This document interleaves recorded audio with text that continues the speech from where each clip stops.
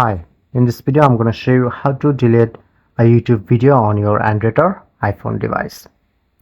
Simply, I'm using my YouTube Studio.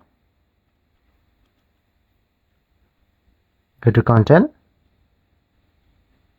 and as you can see, showing it to my video.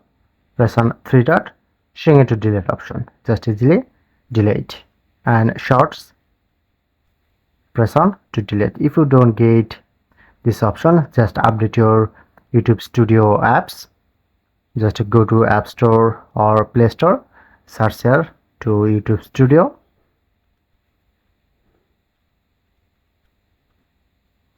and easily update your YouTube Studio. Okay,